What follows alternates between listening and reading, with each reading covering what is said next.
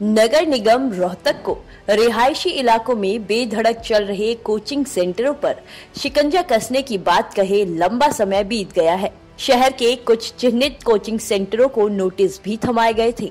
15 दिन में coaching centre को शिफ्ट नहीं करने पर सीलिंग की कार्रवाई की बात भी कही गई थी, लेकिन निगम के अधिकारियों का ये दावा भी मुंह के बल गिर गया। रोहतक के तमाम रिहायशी इलाकों में आज भी धड़ल्ले से कोचिंग सेंटर चल रहे हैं और नगर निगम उन पर लगाम लगाने में नाकाम साबित हो रहा है।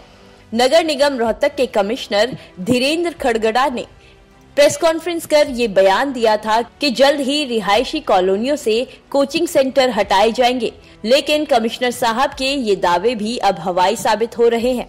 चलिए अब आपको बताते हैं कि शहर में कोचिंग सेंटर चलाने के लिए किन किन नियमों का पालन संचालकों को करना होता है और ये मापदंड सीधा सुप्रीम कोर्ट के द्वारा जारी किए गए हैं। सुप्रीम कोर्ट द्वारा निर्धारित कोचिंग सेंटर के मापदंड। कोई भी कोचिंग सेंटर रिहायशी इलाके में नहीं चलाया जा सकता।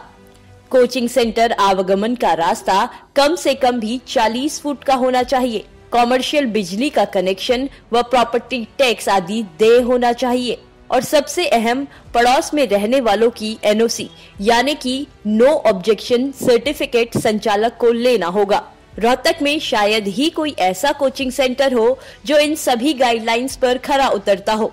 रोहतक में तो शहर की सबसे मुख्य और रिहायशी कॉलोनियों में ही कोचिंग सेंटर खुले हुए हैं, जहां ना आने जाने का रास्ता है, ना ही पार्किंग की सुविधा। इन कॉलोनियों में DLF colony, Jhang colony, model town, Sainipura, Prem Nagar, Sheela bypass के नजदीक की कॉलोनियां और सेक्टर 1 आदि मुख्य हैं। इन क्षेत्रों में आज के दिन लगभग 800 से अधिक कोचिंग सेंटर चलाए जा रहे हैं। आस पड़ोस के लोगों के मुताबिक उनके दरवाजों पर न केवल विद्यार्थियों का जमघट लगा रहता है, बल्कि वाहन खड़े होने से आवागमन का रास्ता भी बंद हो जाता है। जिस समय कोचिंग से क्लास खत्म होती है, उस समय जाम के हालात पैदा हो जाते हैं। ट्यूशन पढ़ने के लिए आने वाले छात्र छात्राएं शोर मचाते रहते हैं। कुछ शरारती बच्चे गंदगी फैलाने से भी बाज नहीं आते।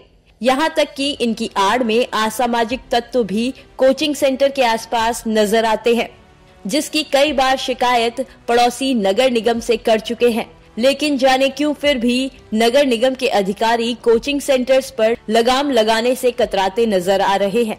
सुप्रीम कोर्ट की गाइडलाइन के मुताबिक कोचिंग सेंटर का संचालन एक व्यावसायिक गतिविधि है जो रिहायशी इलाकों में नहीं होनी चाहिए, लेकिन फिर भी नगर निगम के अधिकारी खुलेआम सुप्रीम कोर्ट के आदेशों की भी धज्जियां उड़ाते नजर आ रहे हैं। अब देखना ये होगा कि इन कोचिंग सेंटरों पर लगाम लगाने और सुप्रीम कोर्ट के आदेशों का पालन करने में और नगर निगम के अधिकारियों को कितना समय लगता है।